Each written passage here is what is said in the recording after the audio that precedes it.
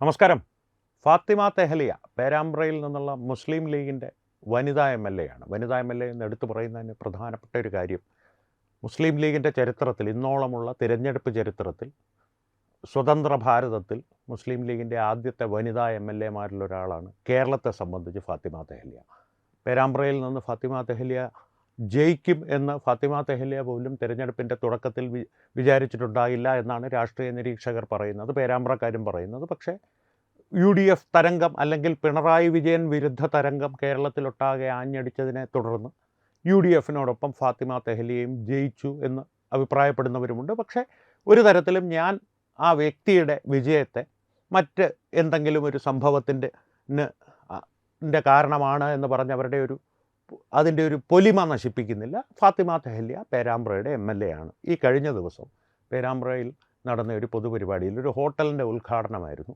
ആ ചടങ്ങിൽ നിലവിളക്ക് കൊളുത്തി ഫാത്തിമ തെഹലിയ ആ ഹോട്ടൽ ഉദ്ഘാടനം ചെയ്തു. ആ പൊതുചടങ്ങിന് തുടക്കം കുറിച്ചു. അത് സംബന്ധിച്ച് വലിയ വിവാദങ്ങൾ ഉയർന്നു വന്നിരിക്കുന്നു. പ്രത്യേകിച്ച് ഈ മുസ്ലിം വിഭാഗത്തിൽ മതപണ്ഡിതന്മാർക്ക് കാലാകാലങ്ങളായുള്ളൊരു പ്രശ്നമാണ് ഈ നിലവിളക്ക് കൊളുത്തുന്നത് ഇസ്ലാമിക ആചാരങ്ങൾക്ക് വിരുദ്ധമാണ്, അല്ലെങ്കിൽ ഇസ്ലാമിനെ സംബന്ധിച്ച് അത് ശരിയല്ല, കാരണം അത് ബഹുദൈവ ആരാധനയെ പ്രതിനിധീകരിക്കുന്നതാണ്. ഈ കഴിഞ്ഞ ഇടയിലും കുറേ മുസ്ലിം പണ്ഡിതന്മാർ ഈ തലയിൽ കൂടി തട്ടമിട്ട് താടി നീട്ടി വളർത്തിയ കുറേ ആളുകൾ നിരന്നു വന്നു. അവരുടെയൊന്നും പേരുകളോ ഏത് സംഘടനയെ അവർ പ്രതിനിധീകരിക്കുന്നോ എന്നും വ്യക്തമല്ല. അത് അന്വേഷിക്കേണ്ട കാര്യവുമില്ല. കാരണം ഈ മതപണ്ഡിതന്മാർക്ക് പ്രത്യേകിച്ച് പൊതു ഇടങ്ങളിൽ വലിയ കാര്യമൊന്നും ഇല്ല എന്ന് വിശ്വസിക്കുന്ന ഒരാളാണ് ഞാൻ. പ്രൊവൈഡഡ് അവർ തിരഞ്ഞെടുപ്പിൽ മത്സരിച്ച് നിയമസഭയിലേക്ക് എത്തുന്ന ഒരവസ്ഥ ഉണ്ടായാൽ അവർക്ക് അതിൽ പ്രതികരിക്കാം. അതിലവർ മതപണ്ഡിതന്മാരായതുകൊണ്ട് തന്നെ മതത്തിൻ്റെ കാര്യങ്ങളും അവർക്ക് നോക്കാം. പക്ഷേ രാജ്യമായിരിക്കണം, ഭരണഘടനയായിരിക്കണം വലുത് എന്ന് മാത്രം. അല്ലാത്ത പക്ഷം അവർക്ക് പൊതു ഇടങ്ങളിൽ വലിയ കാര്യമൊന്നുമില്ല. മതത്തിൻ്റെ കാര്യം നോക്കിയാൽ മതി എന്നുള്ളതാണ് എൻ്റെ വ്യക്തിപരമായ അഭിപ്രായം. പക്ഷേ കേരളത്തിലെ അഭിപ്രായ സ്വാതന്ത്ര്യമുള്ളൊരു രാജ്യത്തിൻ്റെ ഭാഗമായി നിൽക്കുന്ന ഒരു സംസ്ഥാനമാണ് കേരളം എന്നുള്ളത് കൊണ്ട് തന്നെ അവർക്ക് അഭിപ്രായ സ്വാതന്ത്ര്യമുണ്ട്. അത് അവർ പരസ്യമായി പറഞ്ഞിരുന്നു, ഇസ്ലാമിൻ്റെ നിലപാട് ഇതാണ്, നിലവിളക്ക് കൊളുത്തുക എന്നുള്ളത് മതപരമായ ഒരു ആചാരമല്ല ഇസ്ലാമിനെ സംബന്ധിച്ച്, അത് ഇസ്ലാമിക വിരുദ്ധമാണ്, അത് ഇസ്ലാമിൽ ഏറ്റവും വലിയ പാപങ്ങളിൽ ഒന്നായി, അല്ലെങ്കിൽ ഏറ്റവും വലിയ പാപമായി തന്നെ കണക്കാക്കപ്പെടുന്ന, അതിന് സമാനമായ മറ്റൊരു പാപം ഇല്ല എന്നുള്ള തരത്തിൽ തന്നെ കണക്കാക്കപ്പെടുന്ന ബഹുദൈവാരാധനയെ പ്രതിനിധീകരിക്കുന്നതാണ് നിലവിളക്ക് കൊളുത്തുന്നത്. അതിൻ്റെ പേരിൽ ഫാത്തിമ തെഹലിയ ഈ നിലവിളക്ക് കൊളുത്തിയ സംഭവത്തെ സംബന്ധിച്ച് വലിയ വിവാദങ്ങൾ ഇപ്പോൾ വരുന്നുണ്ട്. മുസ്ലിം ലീഗ് ഏതാണ്ട് നിശബ്ദത പാലിക്കുകയാണ്. പക്ഷേ ഈ കഴിഞ്ഞ കുറച്ച് നാളുകളായിട്ട് മുസ്ലിം ലീഗ് ഒരു മതേതര സ്വഭാവം പ്രദർശിപ്പിക്കുവാനായുള്ള ശ്രമങ്ങൾ കാര്യമായി തന്നെ നടത്തുന്നുണ്ട് എന്നുള്ളതിൻ്റെ തെളിവാണ് പെട്ടെന്ന് തന്നെ ഇത്തരത്തിലുള്ളൊരു വിവാദമുണ്ടായപ്പോൾ ഫാത്തിമ തെഹലിയെ ശാസിക്കാത്തത്. ഇനി ശാസിക്കുമോ എന്നറിയില്ല. കാരണം ഈ മതേതര സ്വഭാവം ആണ് തങ്ങളുടെ പാർട്ടിക്കെന്ന് അവർ പ്രചരിപ്പിക്കാൻ ശ്രമിക്കുന്നതിൻ്റെ ഉദാഹരണം സത്യപ്രതിജ്ഞാ വേളയിൽ തന്നെ നാം കണ്ടതാണ്. അള്ളാഹുവിനെ ഒഴിവാക്കി സർവശക്തൻ്റെയും ഈശ്വരനാമത്തിലും ദൈവനാമത്തിലും എല്ലാം അവർ സത്യപ്രതിജ്ഞ ചെയ്യുന്നത്.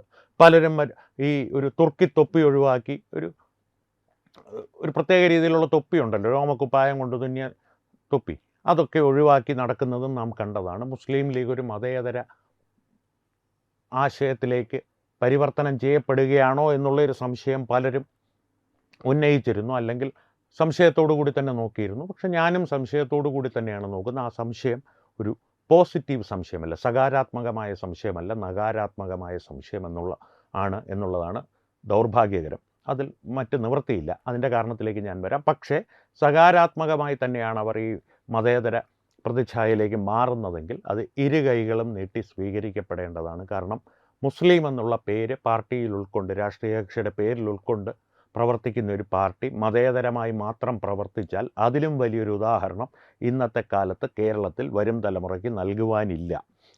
അതുകൊണ്ട് തന്നെ സകാരാത്മകമായി യാഥാർത്ഥ്യത്തോടെ, അല്ലെങ്കിൽ ഒരു നല്ല മനസ്സോടുകൂടി തന്നെ, ഒരു ശുദ്ധവിശ്വാസത്തോടു കൂടി തന്നെ ആണ് അവർ ഈ പ്രവർത്തികൾ ചെയ്യുന്നതെങ്കിൽ, ഒരു നല്ല ഉദ്ദേശത്തോടു കൂടി, സതുദ്ദേശം എന്ന് പറയാം. സതുദ്ദേശമെന്ന് ഞാൻ കൃത്യമായി പറയാത്തതിൻ്റെ പ്രധാന കാരണം ഇതിലൊരു പ്രശ്നമുണ്ട്. ആ പ്രശ്നമാണ് എൻ്റെ നകാരാത്മകതയ്ക്ക് കാരണം. അതിലേക്ക് ഞാൻ വരാം. സതുദ്ദേശത്തോടു കൂടി തന്നെയാണ് അവരിത് ചെയ്യുന്നതെങ്കിൽ ഇരു കൈകളും നീട്ടി അതിനെ സ്വാഗതം ചെയ്യേണ്ടതുണ്ട്. അതിന് ആദ്യം മുൻപിൽ നിൽക്കുന്ന വ്യക്തി, മുൻപിൽ ആരെങ്കിലും നിർത്തുമെങ്കിൽ ഞാനായിരിക്കും എന്ന് പറഞ്ഞുകൊണ്ട് നകാരാത്മകതയിലേക്ക് പോകാം, അതിൻ്റെ കാരണത്തിലേക്ക് പോകാം.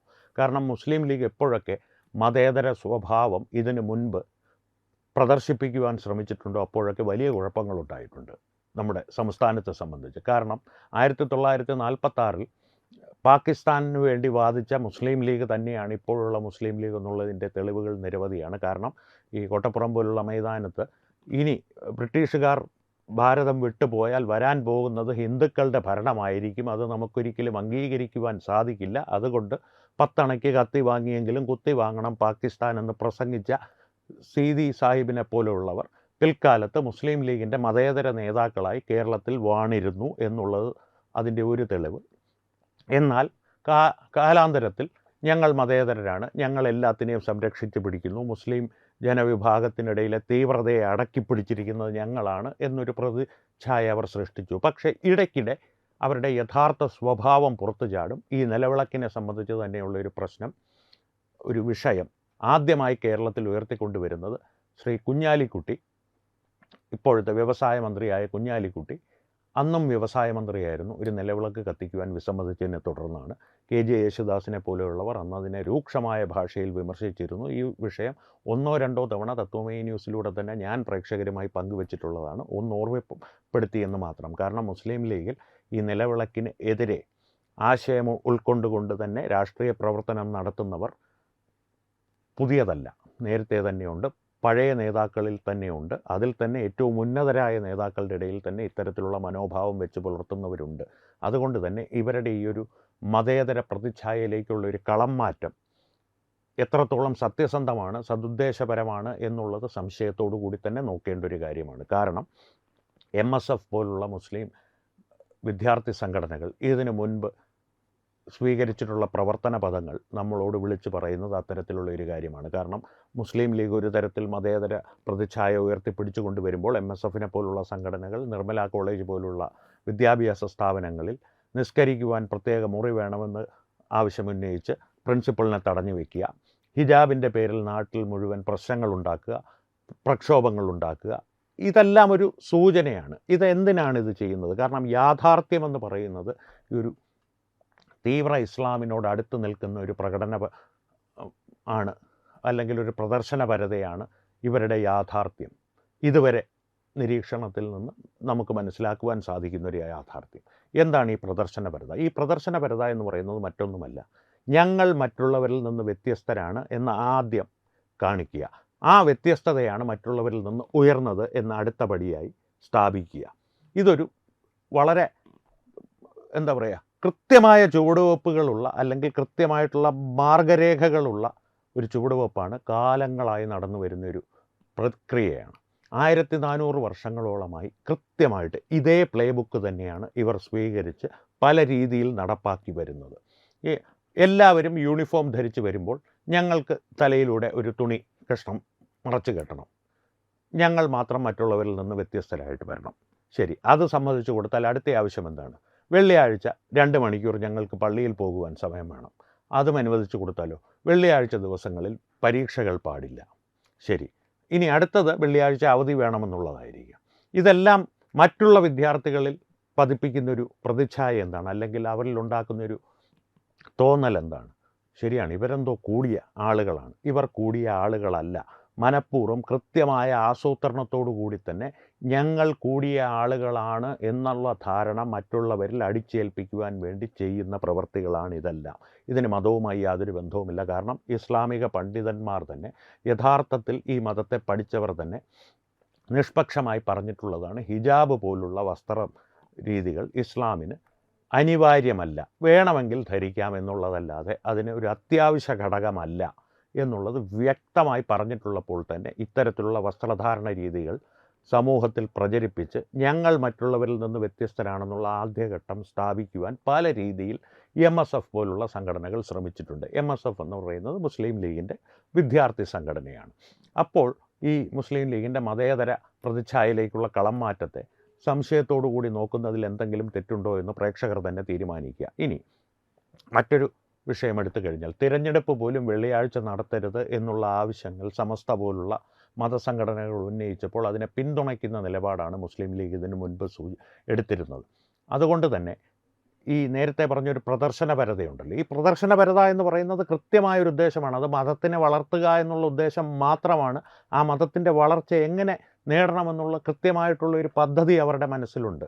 മറ്റുള്ളവരുടെ മനസ്സിൽ അവരുടെ മതത്തെക്കുറിച്ചോ അല്ലെങ്കിൽ മതമില്ലായ്മയെക്കുറിച്ചോ ഒരു അപകർഷതാബോധം സൃഷ്ടിക്കുക. കാരണം ഇവരെന്തോ കൂടിയ ആളുകളാണ്. കാരണം ആലോചിച്ച് നോക്കൂ, ഒരു എന്തെങ്കിലും തരത്തിൽ നമ്മളിൽ നിന്ന് വ്യത്യസ്തരായി സമൂഹത്തിൽ മാന്യതയുള്ള ഒരു വ്യക്തിത്വത്തെ നാം കാണുമ്പോൾ ആ വ്യക്തിത്വത്തിനോടൊപ്പം നമ്മൾക്കും എത്തിച്ചേരണം എന്നുള്ളൊരു തോന്നൽ മനുഷ്യ മനസ്സുകളിൽ ഉണ്ടാവുക സ്വാഭാവികമാണ്.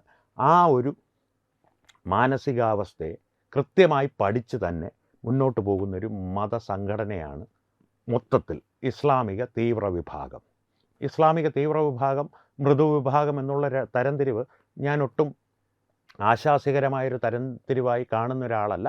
പക്ഷേ ഇപ്പോൾ ഈ സംവാദത്തിൻ്റെ സുഗമമായിട്ടുള്ള മുന്നോട്ട് പോക്കിന് വേണ്ടിയിട്ട് അത്തരത്തിലുള്ളൊരു തരംതിരിവ് സ്വീകരിച്ചേ മതിയാവുള്ളൂ. ഇത്തരത്തിലുള്ളൊരു തീവ്രമായിട്ടുള്ള ഇസ്ലാമിക പ്രചരണം നടത്തുന്ന വ്യക്തികൾ ഇത്തരത്തിലുള്ളൊരു വ്യത്യാസം നമ്മുടെ ഇടയിൽ ഉണ്ടാകണം. അത് താടി രോമങ്ങൾ വളർത്തുന്നതിലാണെങ്കിലും ചായം പൂശുന്നതിലാണെങ്കിലും വസ്ത്രധാരണത്തിലാണെങ്കിലും കൃത്യമായിട്ടുള്ള ഒരു വ്യത്യസ്തത നാം പുലർത്തണം. ആലോചിച്ച് നോക്കൂ, ഈ ഭക്ഷ്യസുരക്ഷാ വകുപ്പിൽ പോലും അടിസ്ഥാനപരമായിട്ട് ഭക്ഷ്യസുരക്ഷയുടെ ഏറ്റവും പ്രധാനമായിട്ടുള്ളൊരു ആവശ്യം എന്താണ്? നമ്മുടെ ശരീരത്തിൻ്റെ രോമമോ നഖമോ ഒന്നും ഭക്ഷണത്തിൽ വീഴാത്ത തരത്തിലായിരിക്കണം നമ്മുടെ വസ്ത്രധാരണവും നമ്മുടെ ഒരു രൂപ പ്രകൃതിയും. തലമുടിയൊക്കെ വൃത്തിയായിട്ട്, താടി രോമങ്ങളുണ്ടെങ്കിൽ അത് വൃത്തിയായിട്ട് വെട്ടിയൊതുക്കി അതിന് മാസ്ക് ഇട്ട് പരിശോധന സമയത്ത്. ഭക്ഷണ സുരക്ഷാ വിഭാഗത്തിലെ ഉദ്യോഗസ്ഥന്മാരിൽ ചിലരുടെ ചിത്രങ്ങൾ ചില ഹോട്ടലുകളിൽ അവർ പരിശോധനയ്ക്ക് പോകുമ്പോൾ കണ്ട് ഞാൻ ഞെട്ടിപ്പോയിട്ടുണ്ട്. നെഞ്ചും കടന്ന് കിടക്കുന്ന താടി രോമങ്ങളാണ്. അതിലെന്തെങ്കിലും കുഴപ്പമുണ്ടെന്നുള്ളതല്ല, പക്ഷേ ഒരു യൂണിഫോം ഇട്ട് പ്രവർത്തിക്കുന്നൊരു വിഭാഗമാണ് ഈ ഭക്ഷ്യസുരക്ഷാ ഉദ്യോഗസ്ഥന്മാർ, ഇൻസ്പെക്ടർമാർ എന്ന് പറയുന്നത്. ആ യൂണിഫോമിൽ ഒരു വ്യത്യസ്തത കൊണ്ടുവരിക എന്നുള്ളത് സ്വാഭാവികമായൊരു രീതിയാക്കി അവർ ഇപ്പോൾ മാറ്റിയെടുത്തിരിക്കുന്നു, വളരെ നിശബ്ദമായി. അതുകൊണ്ട് തന്നെയാണ് ഈ നിശബ്ദതയാണ് മുസ്ലിം ലീഗിൻ്റെ ഈ ഒരു കളം മാറ്റം എന്നുള്ളൊരു പ്രദർശനമുണ്ടല്ലോ, അതിനെ സംശയത്തോടു കൂടി കാണുവാൻ എന്നെ പ്രേരിപ്പിക്കുന്നത്. ഒരു ചെറിയ ചില ഉദാഹരണങ്ങൾ കൂടി പറഞ്ഞു നിർത്താം, ബാക്കി നിങ്ങളുടെ തീരുമാനങ്ങൾക്കും നിങ്ങളുടെ ഒരു മനനത്തിനും വിട്ടുതരാം. ഈ പ്രതിച്ഛായ മാറ്റം മുസ്ലിം ലീഗ് സമൂഹത്തിൻ്റെ മുമ്പിൽ പ്രദർശിപ്പിച്ചപ്പോഴൊക്കെ വളരെ നിശബ്ദമായി വെള്ളിയാഴ്ചകളിൽ 2 മണിക്കൂർ നേരം നിസ്കാരത്തിനുള്ള സമയം നമ്മുടെ വിദ്യാഭ്യാസ സംവിധാനത്തിൽ അനുവദിക്കപ്പെട്ടു. 8 മണിക്ക് സ്കൂളുകൾ തുറക്കണമെന്നുള്ള ഒരു ആശയം ഖാദർ കമ്മിറ്റി മുന്നോട്ട് വെച്ചപ്പോൾ അതിനെ ഏതാണ്ട് തുരങ്കം വയ്ക്കുന്ന തരത്തിലുള്ള നീക്കങ്ങളുണ്ടായി. കാരണം മദ്രസകളുടെ സമയത്തെ അത് ബാധിക്കും. ആലോചിച്ച് നോക്കൂ, മതപഠനത്തിന് വേണ്ടി വിദ്യാഭ്യാസ ക്രമത്തെ മാറ്റിമറിക്കുന്ന രീതിയിലേക്ക് കാര്യങ്ങൾ കൊണ്ടെത്തിക്കുവാൻ അവർക്ക് താല്പര്യമുണ്ട്, അതിനവർ ശ്രമിക്കുകയും ചെയ്യും. അതിന് വഴങ്ങുന്ന ഭരണകർത്താക്കളുമുണ്ട്. അടിസ്ഥാനപരമായിട്ട് ഇത്തരത്തിലുള്ള ഹിജാബ് അനുവദിക്കൽ എന്നുള്ള രീതി അത് വളരെ സ്വാഭാവികമായൊരു രീതിയാണ് എന്നുള്ള തരത്തിൽ ഇടത് വലത് കക്ഷികൾ സമ്മതിച്ച് സംസാരിച്ചു തുടങ്ങിയിരിക്കുന്നു പൊതുമണ്ഡലങ്ങളിൽ. യൂണിഫോം എന്നുള്ളൊരു ആശയത്തെ തന്നെ അട്ടിമറിക്കുന്നൊരു തീരുമാനമാണത്. അതിനെക്കുറിച്ച് ആരെങ്കിലും തർക്കങ്ങൾ ഉന്നയിച്ചാൽ പറയുന്നത് ടീച്ചർമാർക്കും ഹെഡ് മിസ്ട്രസ്സുകൾമാർക്കും അല്ലെങ്കിൽ ഹെഡ് മാസ്റ്റർമാർക്കും മതവസ്ത്രങ്ങൾ അണിഞ്ഞ് കന്യാസ്ത്രീകളെയാണ് അവർ ഉദ്ദേശിക്കുന്നതെന്നുള്ളത് വ്യക്തമാണ്. അങ്ങനെയുള്ളൊരവസരത്തിൽ വിദ്യാർത്ഥികൾക്ക് എന്തുകൊണ്ട് ആകാൻ പാടില്ല? തിരിച്ച് അത് വളരെ അസംബന്ധമാണെന്നുള്ളത് പ്രത്യക്ഷത്തിൽ തന്നെ കേൾക്കുന്നവർ മനസ്സിലാക്കേണ്ട ഒരു ന്യായവാദമാണ്. പക്ഷെ കേൾക്കുന്നവർക്ക് ഇത് ശരിയാണല്ലോ എന്ന് തോന്നലുണ്ടാകുന്ന രീതിയിൽ വളരെ സരളമായ ഭാഷയിൽ കൃത്യമായി മതത്തോട് യാതൊരു ബന്ധവുമില്ലാത്ത ശിവൻകുട്ടിയെപ്പോലുള്ള അന്നത്തെ വിദ്യാഭ്യാസ മന്ത്രിമാരെ കൊണ്ടാണ് അവർ എന്നതിലാണ് അവരുടെ വിജയം. ആ ഒരു ആശയത്തെ ഒന്ന് അപഗ്രഥിച്ച് നോക്കൂ. ടീച്ചർമാർക്ക് യൂണിഫോം ഉണ്ടോ സ്കൂളുകളിൽ? ഇല്ല, ഇതുവരെ ഇല്ല. നാളെ ടീച്ചർമാർക്ക് എന്തെങ്കിലും ഒരു യൂണിഫോം നിയമപരമായി നിഷ്കർഷിക്കപ്പെടുകയാണെങ്കിൽ കൃത്യമായി കന്യാസ്ത്രീകളും അവരുടെ വസ്ത്രം മാറ്റിവെച്ച് ആ വസ്ത്രം ധരിച്ച് വന്നേ മതിയാകൂ. അതിൽ നിന്ന് വ്യത്യസ്തമായൊരു വസ്ത്രം ധരിക്കുവാൻ പാടില്ല. പക്ഷേ ഇന്നത്തെ അവസ്ഥയിൽ ഈ നിമിഷം വരെ കേരളത്തിലെ വിദ്യാഭ്യാസ സ്ഥാപനങ്ങളിൽ അധ്യാപകർക്ക് ഒരു യൂണിഫോം ഇല്ല, എന്നാൽ വിദ്യാർത്ഥികൾക്കുണ്ട്. ഇപ്പോൾ പ്രൊഫഷണൽ കോളേജിൽ പോലും അതുണ്ട്. അതിൽ പോലും ഒരു വ്യത്യസ്തമായ രീതിയിലുള്ള വസ്ത്രധാരണത്തോടു കൂടിയേ ഞങ്ങൾ വരികയുള്ളൂ എന്ന വാശി വിദ്യാർത്ഥികൾ സ്വയമേവ എടുക്കുന്ന ഒരു തീരുമാനമല്ല. അത് മതപരമായിട്ടുള്ളൊരു തീരുമാനമായി അവരുടെ ഉള്ളിൽ കുട്ടിക്കാലം മുതൽ അടിച്ചേൽപ്പിക്കപ്പെടുന്നതാണ്. കുട്ടിക്കാലം മുതൽ അടിച്ചേൽപ്പിക്കപ്പെട്ടിട്ടില്ലെങ്കിൽ പോലും ഇപ്പോഴത്തെ രാഷ്ട്രീയ സാഹചര്യങ്ങളിൽ നമ്മുടെ വ്യത്യസ്തത നാം പ്രദർശിപ്പിക്കണം എന്നുള്ളൊരു ധാരണ അവരുടെ മനസ്സിൽ ഊട്ടിയുറപ്പിക്കുന്നതിൽ ഈ മതപണ്ഡിതന്മാരും ഈ തീവ്ര മതവാദികളും വിജയിച്ചിട്ടുണ്ട് എന്നുള്ളതിൻ്റെ തെളിവാണ്. നമ്മുടെ പ്രശ്നം അങ്ങനെ ഉറപ്പിച്ചത്, അങ്ങനെ ജീവിക്കുന്നതുമെല്ലാം അവരുടെ വ്യക്തിപരമായിട്ടുള്ള കാര്യം. പക്ഷേ ഈ ഒരു തീരുമാനവുമായി അവർ സമൂഹത്തിലേക്ക് ഇറങ്ങുമ്പോഴാണ് അവർ നമ്മുടെ പ്രശ്നങ്ങളായി മാറുന്നത്. തന്നെയുമല്ല, ഇത്തരത്തിൽ പൊതുവിദ്യാഭ്യാസ സ്ഥാപനങ്ങളിലും പൊതുവിദ്യാഭ്യാസ സംബന്ധമായ നയങ്ങളിലും ഇത്തരത്തിലുള്ള മാറ്റങ്ങൾ നിശബ്ദമായി നാം അറിയാതെ തന്നെ കടത്തിവിട്ടുകൊണ്ടിരിക്കുമ്പോൾ അതും നമ്മെയും നമ്മുടെ വരും തലമുറയും ബാധിക്കുന്നൊരു കാര്യം തന്നെയാണ്. അതുകൊണ്ട് തന്നെ ഈ ഫാത്തിമ തെഹ്ലിയുടെ നിലവിളക്ക് കൊളുത്തൽ വിവാദമാവുകയാണെങ്കിൽ അത് സംബന്ധിച്ചുള്ള ചർച്ച ഏതെങ്കിലും തരത്തിൽ ഫാത്തിമ തെഹ്ലിയിൽ മാത്രം ഒതുങ്ങാതെ മുസ്ലിം ലീഗ് യഥാർത്ഥത്തിൽ മതനിരപേക്ഷതയിലേക്ക് വഴിമാറുന്നുണ്ടോ, ചുവട് മാറ്റുന്നുണ്ടോ എന്നുള്ള കാര്യവും കൂടി ചർച്ച ചെയ്യപ്പെടണമെന്നുള്ളതാണ് എൻ്റെ വിനീതമായ അഭിപ്രായം ഇക്കാര്യത്തിൽ. ഇതേ സംബന്ധിച്ച്, ഈ വിഷയത്തെ സംബന്ധിച്ച്, കാരണം എന്ന് വെച്ച് കഴിഞ്ഞാൽ ഇതൊരു, ഞാൻ ഇപ്പോൾ പറഞ്ഞതുപോലെ ഫാത്തിമ തെഹ്ലിയെ നിലവിളക്ക് കൊളുത്തിയത് മാത്രമല്ല വിഷയം. പിന്നിലേക്ക് 1940കളിലേക്ക് ചരിത്രം നീണ്ടു കിടപ്പുണ്ട്. മുസ്ലിം ലീഗിൻ്റെ ജന്മത്തെ സംബന്ധിച്ചുള്ള വിശകലനങ്ങൾ ആവശ്യമായ രീതിയിൽ തന്നെ ചരിത്ര പഠനം ഇക്കാര്യത്തിൽ വളരെ അത്യാവശ്യമാണ്. നിങ്ങളുടെ അഭിപ്രായങ്ങളും ഇക്കാര്യത്തിൽ അത്യന്താപേക്ഷിതമാണ്. അതുകൊണ്ട് തന്നെ നിങ്ങളുടെ ഈ വിഷയത്തെ സംബന്ധിച്ചുള്ള അഭിപ്രായങ്ങളെല്ലാം കമൻറ്റുകളിലൂടെ ഞങ്ങളുമായി പങ്കുവയ്ക്കുക. സംവാദങ്ങൾ തുടരട്ടെ. വീണ്ടും കാണാം. നന്ദി, നമസ്കാരം. HIV അണുബാധ സന്തോഷപൂർണമായ ഒരു ജീവിതത്തിന് തടസ്സമല്ല. HIV അണുബാധയ്ക്ക് ഫലപ്രദമായ ചികിത്സ ഇന്ന് ലഭ്യമാണ്. ഇതിന് യഥാസമയം അണുബാധ കണ്ടെത്തുന്നതും കാലേക്കൂട്ടി ചികിത്സ നടത്തേണ്ടതും അത്യാവശ്യമാണ്. സൗജന്യമായ ചികിത്സയും മാർഗനിർദ്ദേശങ്ങളും സർക്കാർ ആശുപത്രികളിലെ ART അഥവാ ഉഷസ് കേന്ദ്രങ്ങളിൽ ലഭ്യമാണ്. ആരോഗ്യ സംരക്ഷണം ഓരോരുത്തരുടെയും ഉത്തരവാദിത്തമാണ്.